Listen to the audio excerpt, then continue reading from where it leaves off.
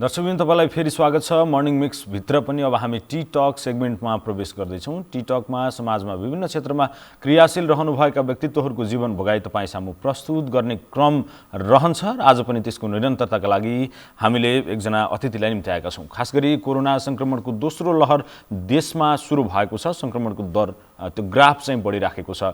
देशका 14 जिल्लाहरू अति प्रभावित भनेर ती जिल्लाहरूमा विद्यालय बन्द गर्नका लागि सरकारले निर्णय गरिसकेको छ र हाम्रो कोहलपुर लगायतका क्षेत्रहरूमा विद्यालय बन्दको सूचना जारी भई सोही अनुसार कार्यान्वयनको चरणमा रहिरहेको छ। अहिले बाँकेको नेपालगञ्जका 3वटा वडा हटस्पटका रूपमा कोरोनाको संक्रमणको हटस्पटका रूपमा चिनिँदै गर्दा त्यसको छिमेकमा रहेको अर्को नगरपालिका कोहलपुर नगरपालिकाले कसरी व्यवस्थापन गर्ने योजना बनाइराखेको छ अथवा कोरोना संक्रमणको त्यो दोस्रो लहर जुन छ यसले चाहिँ कोहलपुर नगरपालिकालाई प्रभावित हुनबाट रोक्न नगरपालिकाले कसरी काम अगाडि बढाउने योजना बनाइराखेको छ त्यस विषयमा कुराकानी गर्छौँ। सँगसँगै कोभिड कहरकै बीचमा विकास निर्माणसँगै जनताका सरोकार राख्ने विषयहरूमाथि नगरपालिका कतिको गम्भीरताका साथ प्रस्तुत भइराखेको छ यो विषयमा पनि कुराकानी हुनेछ। दैनिक जीवन भोगाई त छँदै नै छ। आजको श्रृङ्खलालाई केही विशेष बनाउने प्रयास म गर्दैछु। हामीसँग कोहलपुर नगरपालिकाका नगर प्रवक्ता हुनुहुन्छ माधव रिजालज्यू आजको हाम्रो गेस्ट। हामी उहाँलाई स्वागत गर्न सबैभन्दा सुरुमा स्वागत छ यहाँलाई। धन्यवाद। आराम हुनुहुन्छ? आराम छ। कोरोनाको यो संक्रमणको बेला छ। योभन्दा अघिल्लो पटकको पहिलो लहरको संक्रमणको समयमा नगरपालिकाले जति तदारुकता देखाएर क्वारेन्टिन लगायतका चिजहरूको व्यवस्थापन गरेको थियो संक्रमण नियन्त्रण गर्नका लागि, अहिले चाहिँ स्थानीय तहहरूको त्यति धेरै चासो देखिएन भनेर नागरिकहरू गुनासो गर्छन्। के हो कोहलपुर नगरपालिकाको अवस्था? कोहलपुर नगरपालिका मलाई लाग्छ त्यो समयमा जति बेला गत साल हामीले यो कोरोनालाई झेल्नु पर्यो त्यो समयमा बाँकेमा रहेका 8वटा स्थानीय तहमा सबैभन्दा राम्रो पर्फर्मेन्स दिएको थियो। अहिले बिचमा जे जति समस्या फेरि पुनः 1 वर्ष भइसकेपछि कोरोनाको हामीले भोग्दैछौँ। हिजोको त्यो हाम्रो चाहिँ सबै म्यानेजमेन्टको जे जे कुराहरू हामीले गरेका थियौँ त्यसलाई पुनः फेरि बिउताउने कि भन्नेमा कोहलपुर नगरपालिका छ। खास गरी अहिलेको कुरा चाहिँ यो कोरोनाको विषयमा सरकारले पनि के गर्ने भनेर चाहिँ सङ्घीय सरकारले यसको आफ्नै खालको निर्णयहरू गरिरहेको र भर्खर त्यसलाई चाहिँ नियन्त्रणका लागि प्रयास भइरहेको जस्तो नाकाहरू चाहिँ सिलहरू भइरहेको स्थिति र देशमा भएका चाहिँ मुख्य सहरहरूमा चाहिँ विद्यालयहरू चाहिँ बन्द गर्ने कुराको निर्णय गरेसँगै सर्कुलेट जे माथिबाट आउँछ हामी त्यसलाई पालना गरेर त्यो त्यसै अनुरूप अगाडि बढ्नुपर्ने हाम्रो एउटा स्थिति छ भने अहिले कोहलपुर नगरपालिकाले अस्ति बसेको इमर्जेन्सी बैठकबाट के गरेको छ भने नयाँ विदेशबाट आउने जो नागरिकहरू हुनुहुन्छ भारत लगायतको मुलुकबाट आउने नागरिकहरूलाई 10 दिन अनिवार्य रूपमा होम क्वारेन्टाइनमा बस्नको लागि चाहिँ अनुरोध गर्ने त्यसको चाहिँ डाटाहरू सङ्कलन गर्ने र देखिएका सङ्क्रमित मान्छेहरूलाई पनि वडाबाट चाहिँ हामीले सूचित गर्न लगाएर उहाँहरूलाई वडासँग सम्पर्क गर्नको लागि चाहिँ अनुरोध गर्ने भन्ने खालको तयारीबाट हामी हिँडेका छौँ। र अहिले यो यहाँनिर अघिल्लो पटकको अनुभवलाई पनि एकचोटि हेरौँ। गत संक्रमणको पहिलो लहर जतिखेर चलिरहेको थियो त्यो नियन्त्रणका लागि गरिएको प्रयासबाट सिकेका केही कुराहरूले चाहिँ होम आइसोलेसन जुन अहिले तपाईँ भनिरहनु भएको छ कम्तीमा 10 दिन भनेर त्यो प्रभावकारी देखिन्छ? गत वर्ष हामीले यसलाई जसरी चलाउनु खोज्यौँ त्यो चाहिँ त्यति बेला अलिक क्रिटिकल जस्तो थियो भने यो वर्षसम्म त मलाई लाग्छ यो प्रभावकारी बन्छ। किनकि हामीसँग कोरोनाको विषयलाई लिएर आएर हामीले कोरोनालाई हिजो जसरी बुझ्थेनौँ आज सबै मान्छेले बच्चाले बुझ्ने स्थिति भइसकेको कारणले गर्दा यो हामीले आफूले पनि यसलाई नियन्त्रणको लागि प्रयास गर्नुपर्छ। सरकारको मात्रै हामीले सरकारलाई मात्रै दोष दिने अथवा सरकारको मात्रै मुख हेर्नु हुँदैन भन्ने नागरिकको सामान्य चाहिँ पब्लिकसँग पनि यो कुरा पुगिसकेकोले उसले जानकार भइसकेको हुनाले यसमा हिजो जति अप्ठ्यारो थियो आज त्यो अप्ठ्यारो छैन। भनेको होम आइसोलेसनबाट पनि हामी संक्रमणको दरलाई केही खुम्च्याउन सक्छौँ भन्नेमा नगरपालिका विश्वस्त छ। एकदमै सरकारले चाहिँ एउटा आकलन गरेको छ दैनिक 10,000 जति संक्रमितहरू थपिन सक्छन् र हामीसँग 6 लाख जति सक्रिय संक्रमित हुन सक्छन् भनेर स्वास्थ्य मन्त्रालयले त्यो खालको पूर्वानुमान गरेको छ। अघिल्लो लहरको संक्रमणलाई हेर्ने हो भने र अहिले त्यो तरिकाले संक्रमणको जुन गति अहिले बढिराखेको छ बाँकीमा चाहिँ करिब 95% भन्दा बढी चाहिँ परीक्षणका नतिजाहरू सकारात्मक देखिन थालेका छन्। झन्डै 100% भनिएको छ। यो अवस्थामा व्यवस्थापनका निम्ति चाहिँ अघिल्लो लटमा जति तयारी गरेका थियौँ त्यतिले पुग्छ या अरू थप के गर्ने योजनामा छ नगरपालिका? हामीले अघिल्लो लटमा गरेको तयारीलाई मात्रै नभइकन यो वर्ष चाहिँ त्योभन्दा फरक ढङ्गले कोरोनासँग हामीले फेस गर्नुपर्ने अवस्था छ। हिजोको कन्डिसन अलिक फरक थियो, यो पटकको कन्डिसन फरक छ। जस्तो चाहिँ हिजोको संरचना हाम्रो पिसिआर हामी नगरपालिकाबाट आफैले गर्ने गर्थ्यौँ भने अहिले पब्लिकले हस्पिटलमा गरेर गरेको छ। यसकै विषयमा के स्ट्राटेजी अपनाउने त भन्ने विषयमा चाहिँ हामीले छलफल चलाएर नयाँ रणनीति बनाएर जानुपर्छ। सामान्यभन्दा सामान्य नागरिकको कोरोनाले मान्छेको जीवनमा आर्थिक जीवनलाई चाहिँ एउटा जटिल अवस्थामा पुर्याएको छ भने त्यो नागरिकले कोरोना स्वयं आफैले परीक्षण गर्ने विषय कति सफल रहन्छ त, उसले आफ्नो जीवनलाई कति बचाउन सक्छ भन्ने विषय चाहिँ अब गम्भीर बनेको छ। यसो भएको कारणले गर्दा त्यसका विषयमा के गर्ने त भन्ने विषयमा चाहिँ अब नगरपालिकाले एउटा रणनीति योजना बनाएर चल्नुपर्ने र हिजोभन्दा अझै स्मार्ट रणनीति योजना हुनुपर्छ। हिजोको सामान्यतया क्वारेन्टाइनमा लगेर मान्छेलाई व्यवस्थित गर्ने र त्यसपछि आएका बाहिरका नागरिकहरूलाई चाहिँ त्यहाँ पिसाब गरेर गाउँमा देखिएका मान्छेको पनि त्यो खालको ढङ्गबाट पिसाब गर्ने खालको चलाएको थियो भने यो पटकको त्योभन्दा फरक सिनारीबाट जानुपर्ने।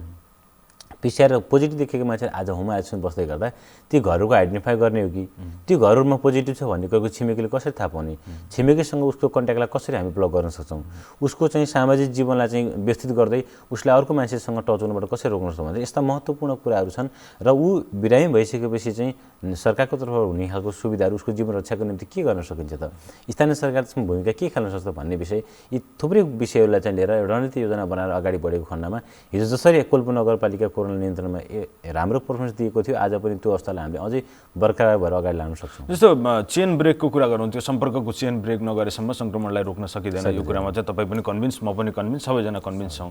तर हामीले सङ्घीय सरकारको मुख ताकेर यो सङ्क्रमणको दोस्रो लहर भित्रिने बेलामा चाहिँ सङ्घ सरकारले कुनै पनि निर्णय गरेको छैन, त्यस कारणले गर्दा हामी अलिक कमजोर भयौँ कि एउटा होइन, हामी आफै पनि एउटा स्थानीय सरकार हो, हामी हाम्रा नागरिकहरूलाई सुरक्षित राख्नका लागि हामी आफैले पनि इनिसिएसन लिन सक्थ्यौँ कि अलि अगाडि, अब त यो समुदायमा फैलिसक्यो भनेर स्वास्थ्य विज्ञहरूले भनिराखेका छन्। बाँकी केही हकमा कुरा गर्ने हो भने अब त्यो चेन ब्रेक गर्न, त्यो सङ्क्रमणको चेनलाई चाहिँ ब्रेक गर्नका लागि त्यति सजिलो छ? यस्तो छ, हरेक कुराहरू चुनौतीपूर्ण हुन्छ। जस्तो कोरोना आफैमा चुनौती, यो नेपाललाई मात्र नभइकन विश्वलाई नै यो चुनौतीको रूपमा आएको छ।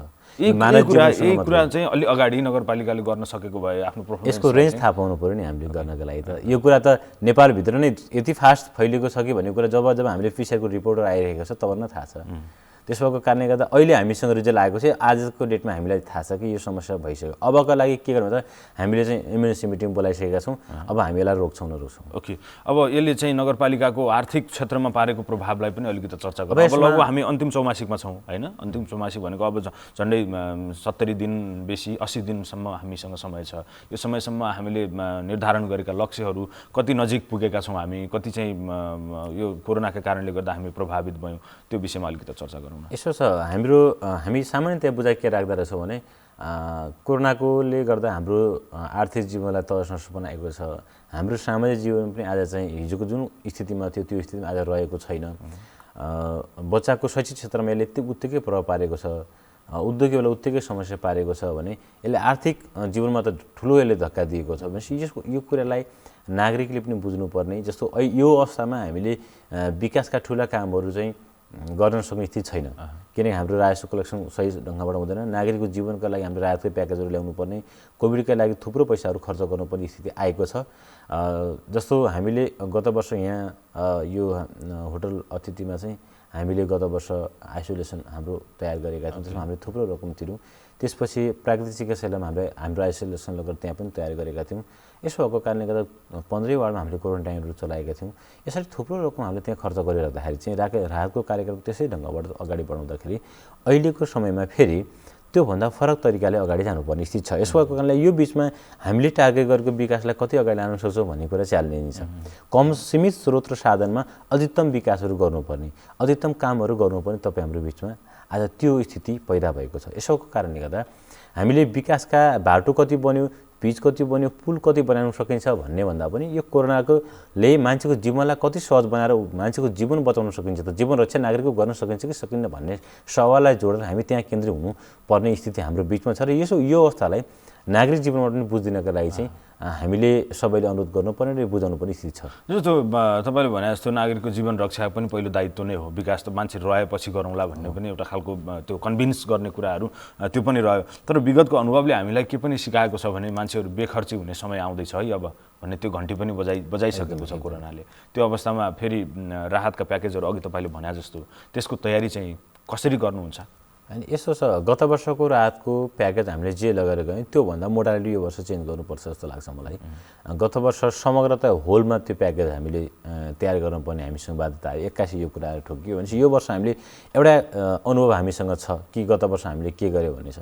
भनेपछि यो वर्ष हामीले त्योभन्दा फरक खालको रणनीति अप्नाउनु पर्ने छ। जस्तो लामो समय कोरोनाले यो अवस्थाबाट गुज्रिँदै गर्दाखेरि चाहिँ औद्योगिक क्षेत्रभित्र हामीले के गर्न सक्छौँ, विद्यालयको पठन पाठलाई हामी कसरी बढाउन सक्छौँ, शैक्षिक संस्थाहरूको आन्तरिक व्यवस्थापन जस्तो चाहिँ यहाँभित्र रहेको प्राइभेट बोर्डिङको स्थिति के छ, त्यहाँ पनि कसैको जीवन चाहिँ चलिरहेको छ, उनलाई हामी के गर्न सक्छौँ, ती तमाम कुराहरूलाई एकीकृत गरेर हामी हेर्छौँ कसरी नागरिकको दैनिकको जीविकोपार्जनको विषयलाई कसरी अगाडि बढाउन सक्छौँ भन्ने सवाललाई जोडिएर एउटा रणनीति तयार नगरेसम्म हामीले नागरिकको जीवनमा चाहिँ ठ्याक्कै हामीले परिकल्पना गरेको सुधार र उसलाई राहत दिन सक्ने स्थिति बन्दैन। यो 2-3वटा सूचकहरूलाई हेरौँ, जस्तो कि उत्पादित वस्तुले बजार पाउन सकिराखेको छैन, मान्छेहरूको क्रय क्षमता चाहिँ घटिराखेको छ। यहीँ अब डिडिसीकै कुरा गरौँ, दुग्ध विकास संस्थानको दुध पनि होलिडे लगाएको छ डिडिसीले, भनेको 2-3 दिनमा एकचोटि मात्रै खरिद गर्छ, उसको प्रडक्ट चाहिँ बजारमा जान सकिराखेको छैन।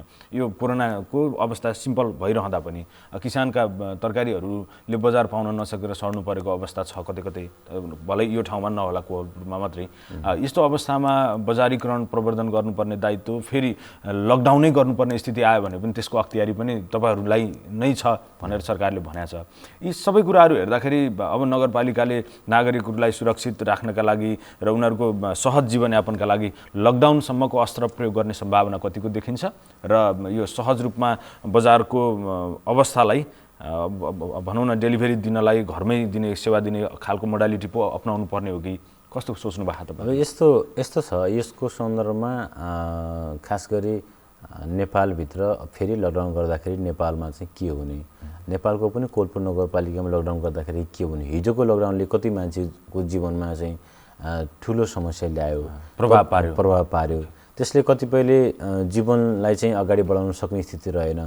त्यसो भएको कारणले गर्दा कसैको जीवन नै नासिने, एउटा कोरोनाले मास्ने कुरा फरक कुरा छ, कोरोनाको प्रभावबाट मान्छे प्रभावित भएर उसले आफ्नो जीवनलाई चाहिँ धरापमा पार्ने कतिपय मान्छेको भएको छ भने त्यसलाई पनि नजिकबाट निहालेर हेर्नुपर्छ र त्यसका लागि चाहिँ स्थानीय सरकारले मैले अघि पनि भने एउटा रणनीति तयार गरेर चाहिँ ठोस योजना नबनाएसम्म नागरिकको जीवन बचाउनको निम्ति बचाउनु अहिलेको वर्तमान अवस्थामा चाहिँ हामीले बाटो पिच गर्नु भन्दा ठुलो महत्त्वपूर्ण कुरा हो। मान्छेको जीवन रहेन फेरि हामी पिच गरौँला अथवा विकासका कामहरू गरौँला, यसलाई हामीले चाहिँ मान्छेको जीवन फर्स्ट प्रायोरिटी, बाँकी कुराहरूलाई सेकेन्ड प्रायोरिटीमा अरू प्रायोरिटीमा राखेर ल्याउनुपर्छ जस्तो लाग्छ।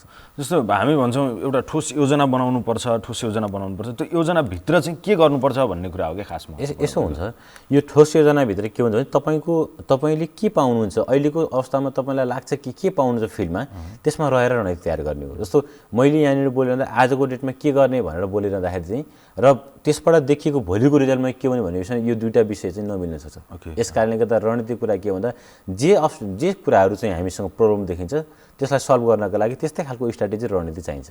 त्यस्तो कुरा। अब यो वर्ष पनि बजेट त खर्च हुँदैन होला नगरपालिकाको, त्यसरी यो वर्ष हामीले बजेट रकमान्तर गरेर जीवन रक्षा गर्नुपर्ने अवस्था आउने हो। एकदमै त्यही तयारी हुन्छ, त्यो खालको माइन्ड मेकअप भइसक्यो नगरपालिकामा। एकदमै कति प्रतिशत भौतिक प्रगति हासिल गर्नुभयो यो वर्ष हामी आजको डेटसम्म नगरपालिकाले जसरी हिजो गत सालमा हामीलाई बर्खाको समयमा एकदम प्रेसर भयो र गत आर्थिक वर्षको कोरोना कारणले गर्दा विकासका कामहरू पनि पुरै लकडाउनले रोक्यो र असारको अन्तिममा आएर हामीले भुक्तानी कतिपयको पेमेन्ट गऱ्यौँ, असारी विकास भयो। यो वर्ष चाहिँ हामीलाई चाहिँ त्यस कुराले सिकाइ गरेर हामी वैशाखको महिनाभित्रमा सम्पूर्ण विकास कामहरू सक्ने भन्नेमा छौँ। गौरवका ठुला योजनाहरूमा केही निरन्तर कामहरू सुरु भयो जुन योजनाहरू बहुवर्षीय हुन्छन्, बहुवर्षीय नभएका योजनाहरूलाई हामीले वैशाखको मसान्तसम्म सबै कुराहरू सक्ने पेमेन्ट लिनका लागि चाहिँ जेठको पहिलो साताभन्दा पछाडितिर लगाएर चाहिँ असारमा जुन गर्ने हामीले हिजो बाध्यकारी स्थिति हामीसँग सिर्जना भयो त्यो नगर्ने भन्ने रणनीतिमा छ। हाम्रो अहिलेसम्मको फेजमा हेर्दा वडाबाट आएका योजनाहरू एबभ 70% भन्दा माथि चाहिँ कामहरू भइसकेको स्थिति छ। ओके त्यो भौतिक प्रगतिका हिसाबले चाहिँ 70% सफलता हासिल गऱ्यौँ भन्न मिल्ने अवस्था छ। ओके, अब तपाईँको व्यक्तिगत जीवनतर्फ प्रवेश गरौँ। त्यो भयो नगरपालिकासँग सम्बन्धित विषय। तपाईँ बर्दियाबाट 2056 सालमा कोहलपुर आउनुभयो। हजुर। तपाईँको बाल्य अवस्था बर्दियामै बित्यो? बर्दियामै बिताउनु पर्यो। अध्ययन चाहिँ आरम्भ कहाँबाट भयो? अक्षर आरम्भ भनौँ खास मेरो अक्षर आरम्भ बर्दियाबाटै भएको। बर्दियाबाट भयो। हजुर। कतिसम्म त्यहाँ पढ्नुभयो तपाईँ? मेरो चाहिँ यस्तो छ, मेरो चाहिँ म एकदम क्रिटिकल जीवन जिएर आएको मान्छे। अहिले पनि हिजो मैले जे सङ्घर्ष गरेँ त्योभन्दा ठुलो सङ्घर्ष मैदानमा अहिले म छु चाहिँ, जे छु अहिले चाहिँ। मेरो 2047 सालमा बर्दियामा जन्म भएको, बर्दिया धतहर वडा नम्बर 7, अहिलेको 12 बर्दिया नगरपालिका। त्यहाँबाट 2056 सालमा हामी बर्दियाबाट चाहिँ कोलपुर आयौँ। मेरो पहिलो चाहिँ बर्दिया मैले पढेर त्यसपछि फेरि केही समय त्योभन्दा अगाडि कोलपुरमै मेरो दाजु र भाउजू आएको हुनाले चाहिँ उहाँहरूसँग मेरो रामजानकीमा मैले फेरि यहाँ आएर अध्ययन सुरु गरेँ। त्यसपछि फेरि रिटर्न भएर बर्दियाबाट फेरि अध्ययन सुरु गरेर त्यसपछि आइसकेपछि लक्ष्मी विवर्ग हुँदै सगरमाथा ज्ञानपुञ्जमा अन्तर्गत भएर त्यसपछि म टेक्निकल शिक्षा चाहिँ अमिन पढेँ। त्यसपछि यतातिर 11-12 फेरि यहाँ डाइनेरीबाट गरेँ। त्यसपछि फेरि म सर्वेक्षक पढ्न काठमाडौँ गएँ। त्यसपछि अहिले फेरि मैले बिए गरिरहेको छु। यसको कारणले गर्दा मेरो जीवनमा शिक्षा भन्ने चाहिँ निरन्तरता यसले चाहिँ हुन सकेन एउटै ठाउँबाट। ओके, तपाईँको पहिला चाहिँ औपचारिक अध्ययन भनेको अक्षर आरम्भ बर्दियाबाट भए पनि बिचमा यताउता भएर अमिन पढी भ्याउनु भयो, जागिर खानुभयो, फेरि अहिले फेरि पढ्नु पर्ने भयो, ब्याचलर पढिराख्नुपर्छ। पढिरहेको छु है। जीवनमा धेरै उतार चढावहरू भोगेको कुरा गर्नुभयो तपाईँले, कस्ता कस्ता दुःखहरू झेल्नु पर्यो? मेरो जीवनमा कस्तो भयो भने मैले हिजो म बाल्यकालको अवस्थादेखि गुज्रेदै आउँदा मेरो घरमा बुवा आमा अलि एजेड बुढो हुनुहुन्थ्यो। त्यसपछि दाजु भाउजूले मलाई केही समय पढाउनु भयो। त्यसपछिको समय चाहिँ मसँग एउटा कस्तो भयो भने अरूकै सहाराबाट अगाडि बढ्नुपर्ने कन्डिसन आयो र म अरूको सहारा सकेसम्म लिन नपर्छ भन्ने मान्छे। त्यसपछि त्यो खालको स्वभाव बच्चादेखि नै। 6 कक्षा म सगरमाथा ज्ञानपुञ्जमा एडमिट भइरहँदा त्यति बेला को समयदेखि 7 कक्षाको सेरोफेरमा आउँदाखेरि चाहिँ मैले घरको सबै आर्थिक जति पनि कुराहरू छ त्यो कुराहरूमा चाहिँ घरको आन्तरिक जीवनको घरको पारिवारिक जीवनको कुराहरूलाई म बाहेक छोडेर जति खर्च थियो त्यो चाहिँ बुवालाई चाहिँ ह्यान्डल गर्ने मैले चाहिँ अनुरोध गरेर मेरो व्यक्तिगत जीवनमा हुने खर्चहरू शैक्षिक लगायतको सम्पूर्ण खर्चहरू म आफैले चाहिँ गर्छु भन्ने मैले बुवालाई त्यो कुरा सेयरिङ गरिसकेपछि अनि मैले मेरो सम्पूर्ण खर्चहरू म आफैले जुटाउन कोसिस गरेँ। के गर्नुहुन्थ्यो? 7 क्लास पढ्ने बेलाको विद्यार्थी त्यति बेला मेरो कस्तो थियो भने म के सोध्थेँ भने म चाहिँ मेरो एजलाई मैले कहिले पनि मेरो एजलाई चाहिँ मेरो म 14 वर्षको 15 वर्षको 18 वर्षको 20 वर्षको यसो भनेर हेरिनँ। म जे छु त्यो मेरो एजसँग मैले तुलना गरिनँ। मेरो वर्तमान समयले मसँग के मागेको छ, यति बेला मेरो मुभमेन्ट के हुनुपर्छ भन्नेलाई मात्रै मैले जति सोच्छु। अहिले पनि मलाई मान्छेहरूले 29-30 वर्षको मान्छे भनेर हेरिराख्नुहुन्छ। मलाई यो एज पनि धेरै भइसक्यो, यसमा अझै मैले जति प्रगति गर्नु त मैले त्यो गर्न सकिनँ जस्तो मलाई लाग्छ। यसमा एज चाहिँ माइनर विषय जस्तो लाग्छ। त्यो बेलामा मेरो के भयो भने मैले त्यो बेलामा चाहिँ मसँग अरू कुनै संसाधन थिएन। मैले नजिकबाट मेरो समुदायलाई नियाले हेर्दा जे कुरा नजिक मलाई भेटेँ त्यो कुराबाट मैले चाहिँ आफ्नो आम्दानी गर्ने स्रोत भेटाएँ। त्यो बेलामा के गर्थेँ भने बाख्राहरू लिएर आएर बेच्थेँ। खरिद गर्ने अनि बाख्राहरू लिएर आएर बेच्ने। त्यसपछि चाहिँ फिल्डमा घुम्दै गर्दा अरू नयाँ कुरा केही पाएँ भने चाहिँ त्यसलाई नियाले हेरेर बेच्ने। भनेको व्यावसायिक जीवनको यात्रा आरम्भ गर्नुभयो तपाईँले त्यो 7 क्लासमा पढ्ने 7 क्लास पढ्ने बेला। पहिलो लगानी कति गर्नुभएको थियो, कति कमाइ गर्नुभएको थियो, स्मरण छ त्यो बेला? मलाई याद छ त्यो बेलामा मैले फर्स्ट चाहिँ मेरो केराबाट सुरु गरेको। मैले केराबाट केरा बेच्नुभयो? केरा बेचेँ। कति बेच्नु? यो हाम्रो बैजनाथ वडा नम्बर 4 मा पर्छ अहिले त्यो चाहिँ मेरो त्यो केराबारी। कन्या थारू हुनुहुन्छ उहाँ। अहिले त्यो बुवाले नै लगाउनु भएको केराबारी थियो कि होइन अरूकै थियो? अरूको। मैले व्यावसायिक जीवन सुरु गरेको त्यो बारीबाट। उहाँबाट कस्तो भने मैले घरमा आमासँग 100 रुपियाँ मागेँ सापट्टि। मैले हजुरलाई 2 दिनभित्र फिर्ता गर्छु भनेर। त्योभन्दा अघिल्लो दिन केही पारिवारिक रूपमा हाम्रो केही मसँग केही इभेन्टहरू घटेका थिए, त्यसले मलाई ठुलो चोट चाहिँ दिएको थियो।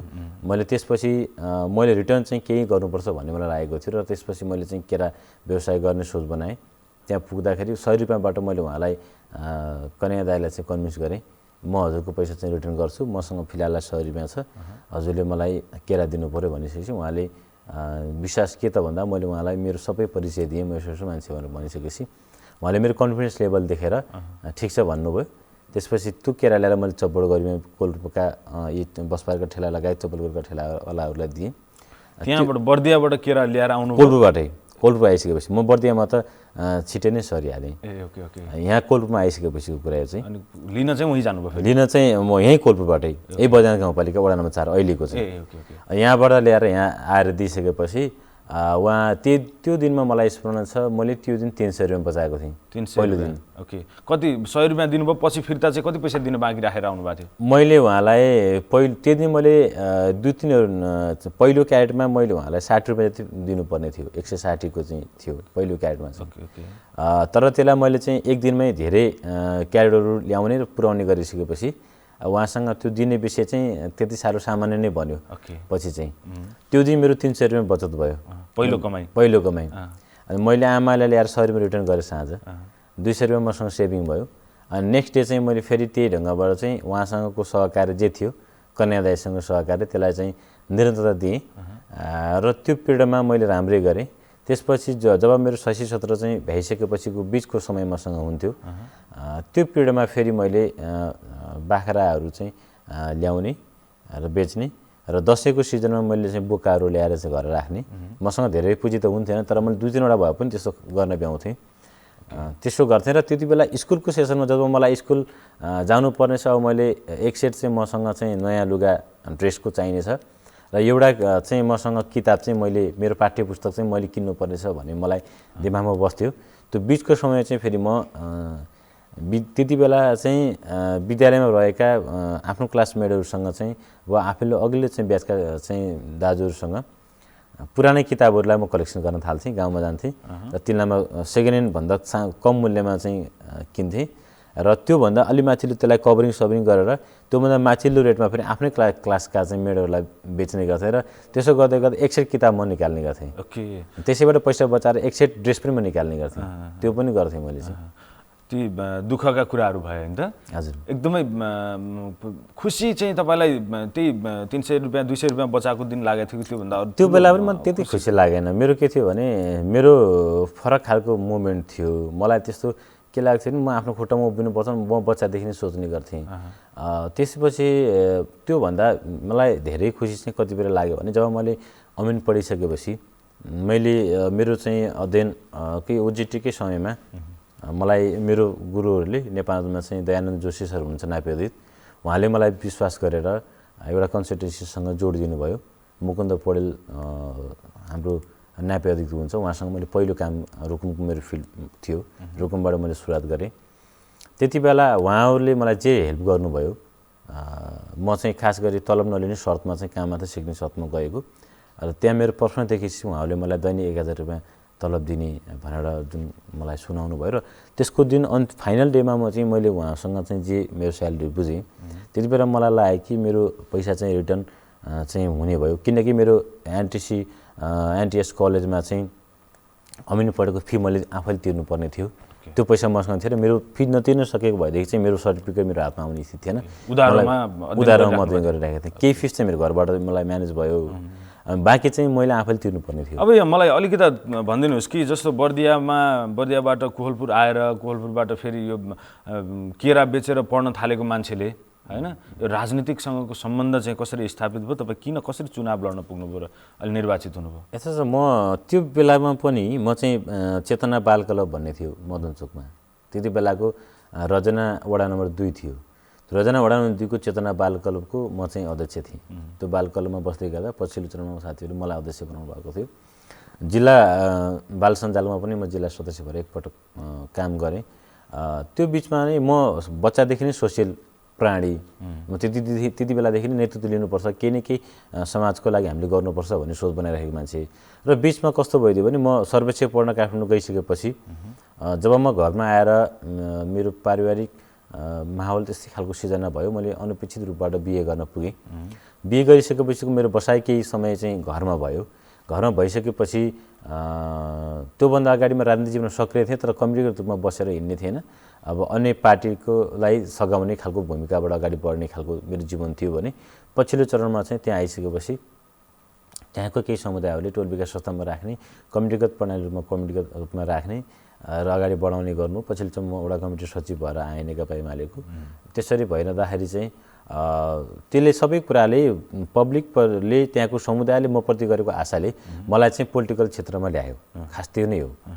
विवाह कुरा के अनपेक्षित भन्नुभयो, मन नलाई बिहा होइन, मन नलागेको भन्ने मेरो जुन प्लान थियो त्यो प्लानभन्दा बेग्लै म सर्वश्रेष्ठ पढ्न गएको काठमाडौँ, सर्वश्रेष्ठ पढ्न गएको मेरो स्कुल अफ जेमेटिक्समा मेरो म त्यहाँ पढ्ने गर्थेँ मिड बानेश्वर।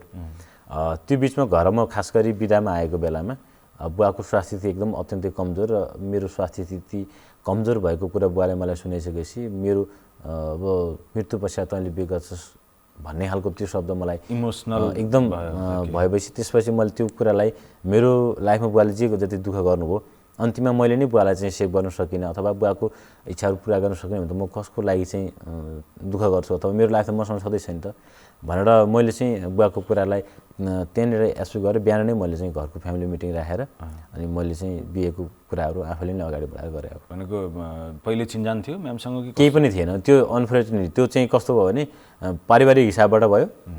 परिवारले चाहिँ त्यसको म्यानेजमेन्ट मिलाइदियो, केटीहरू हेर्न गयो, हेरिसकेपछि उनीसँग पनि उनको घरमा पुग्यो, त्यहाँ प्रस्ताव राख्यो, दुइटै घर परिवारबाट ठिक भइसकेपछि त्यसलाई। ओके, अनि चुनावमा फेरि यो तपाईँलाई कहिलेकाहीँ तपाईँका मतदाताहरू तपाईँका अरू पार्टीका तपाईँका कम्पिटिटरहरू हुन्छन् नि, उनीहरूले केही भन्दैनन्? दुई भाइसँगै चुनाव लड्ने फरक फरक पार्टीबाट आफ्नो घरको भित्रको भाइलाई चाहिँ मिलाउन सक्नुहुन्न, तपाईँ कस्तो के पोलिटिक्स गर्नुहुन्छ भन्ने खालको कुरा गर्छन् गर्दैनन् कसैले? त्यो राजनीति बुझ्ने मान्छेहरू मेरो घरमा बस्नुहुन्छ नि, पोलिटिक्स नबुझ्ने मान्छेहरू म कहाँ छैन नि। मेरो फ्यामिलीको धेरै मान्छेहरू माओवादी केन्द्रमा आज कम हुनुहुन्छ, हिजोको चुनावबाट धेरै हुनुहुन्थ्यो। दर्शक महानुभावहरू, उहाँ कोहलपुर नगरपालिकाको नगरको प्रवक्ता मात्रै होइन, उहाँ वडा नम्बर 3बाट निर्वाचित वडा अध्यक्ष पनि हो। एउटा संयोग भन्नुपर्छ, उहाँ नेकपा एमालेबाट निर्वाचनमा अध्यक्ष पदका लागि भिडिरहँदा उहाँको भाइ होइन त दाइ चाहिँ नेकपा माओवादी केन्द्रबाट त्यही वडाको त्यही पदमा चाहिँ चुनावी मैदानमा हुनुहुन्थ्यो र उहाँले चाहिँ चुनाव जित्नु भयो। एकदमै के भन्छन्? म त्यसमा केही थिएन। मेरो के थियो भने मेरो परिवारको मान्छेको अलिक गार्जेनहरूको तर्फबाट चाहिँ दाइलाई कम्तीमा छोडिदिएको भइदिएको हुन्थ्यो नि बाबु भन्ने एउटा खालको अनुरोध थियो। तर त्योभन्दा पहिला नै मेरो प्रिपेयर के थियो, म त्यति बेला तत्कालीन अवस्थामा चाहिँ बिचबाट रजनाको 2बाट 9 बस्ताको 9 वार्डमा चाहिँ मेरो घर थियो। त्यो बिचमा चाहिँ मेरो भोटेस ल्याएर मैले एक रातमै यतातिर घर किनेर सऱ्या मान्छे चुनाव लड्नकै लागि भनेर मेरो पुरै तयारी चाहिँ एक हिसाबको थियो। त्यस भएको बिचमा मैले चाहिँ ब्रेक गरेर छोड्न सक्ने, दाइले छोड्न सक्ने स्थिति थिएन, किन पार्टी पोलिटिक्समा दाइ भाइ भन्ने स्थिति त्यहाँ रहेन। किनकि दलका हिसाबबाट नेकपा एमाले र माओवादी केन्द्र बिचको चुनावी लडाइँ थियो। त्यो एउटा माधव रिजाल केशव रिजालको बिचको नभइकन, दुई दाजुभाइको बिचको नभइकन दलीय लडाइँ भएको कारणले गर्दा त्यहाँ मैले दाइलाई छोड्न सक्ने स्थिति थिएन। त्यहाँ मैले दाइलाई छोडिरहँदा मैले माओवादी केन्द्रलाई छोडेको स्थिति हुन्थ्यो। त्यसको कारणले गर्दा दाइलाई छोड्ने अवस्था कसरी बन्थ्यो भने दाइ नेकपा एमाले भइदिएको भएदेखि छोड्ने अवस्था बन्थ्यो। ओके। अनि चुनावी प्रचारका दौडानमा कहिलेकाहीँ परिवारभित्र भोट माग्न पर्यो कि परेन? मैले स्पष्टसँग भने मेरो परिवारकोले मलाई कतिले मान्छेले भोट दिने कतिले भोट नदिने मसँग स्पष्ट कुरा थियो। मसँग डाटा थियो, मेरो डाटा मसँग अहिले पनि सुरक्षित छ। मैले 600 मत मेरो पार्टीलाई मैले चाहिँ बैठक बोलाएर 600 मत मैले काउन्ट गरेर दिएको, त्यसमध्ये 594 मत मैले पाएको मेरो स्पष्ट कुरा थियो। मैले मेरो आफन्त मान्छे जो दाइसँग हुन्थ्यो मैले उहाँहरूलाई मैले नै चुनावी मैदानमा गएर तपाईँले दाइलाई भोट दिनु भनेर अन्याय हुन्छ, भोट दिनु होला भनेर दाइकै पछि भोट माग्दै हो। मैले दाइलाई सँगै भोट माग्न जानुभयो कि न परिवारभित्रका सदस्यहरूसँग? दुई भाइ सँगै भएर त गइएन, तर निश्चित रूपमा दाइलाई भोट दिने मान्छे जो राजनीतिक प्रचार पक्षमा लागेको छ उहाँसँग मैले अपेक्षा गरिनँ। मैले भने कि तपाईँले भोट दाइका लागि दिनैपर्छ, किनकि तपाईँ दाइको चुनावी मैदानमा हिँड्नु भएको छ, मलाई दिएको खण्डमा दाइलाई अन्याय हुन्छ, त्यस कारण दाइले भोट दिनुहोस्। मेरो भोट त मसँग त छँदैछ नि। मलाई पूर्वत जानकारी छ कि म त्यसै पनि निर्वाचन जितिरहेको छु। मलाई किन चाहिँ धेरै मान्छेहरूलाई घरको पारिवारिक स्थिति बिगारेर चुनावी मैदान? अहिले के भन्नुहुन्छ दाइले? दाइको यति बेला पनि मलाई पुरै सहयोग छ। त्यति बेला हाम्रो दुई भाइको एउटा संयोग त्यस्तो परिदिन गयो। दाइको पनि पोलिटिकल रूपमा त्यति बेला मसँगको रिक्वेस्टै थियो दाइलाई चाहिँ, दाइको चाहिँ कि यो पटकलाई मलाई छोडिदिनु पऱ्यो भन्ने खालको थियो। परिस्थिति यस्तो थिएन कि मैले छोड्न मिल्ने, धेरै कुराहरू अगाडि बढिसकेको स्थिति थियो र अहिले दाइको मलाई सहयोग नै छ। खास गरी दाइ पारिवारिक हिसाबबाट मेरो गार्जेन नै हो, बुवा मसँग हुनुहुन्न, अहिले चाहिँ गार्जेन भइसकेपछि यति बेला दाइको मलाई यो निर्वाचन पश्चातको रूपमा हरेक हिसाबबाट हाम्रो पारिवारिक रूपमा भेटघाट हुने र छलफलहरू चल्ने, अरू कुराहरूलाई पनि कसरी अगाडि बढाउने भन्ने खालको छलफलै हुन्छ।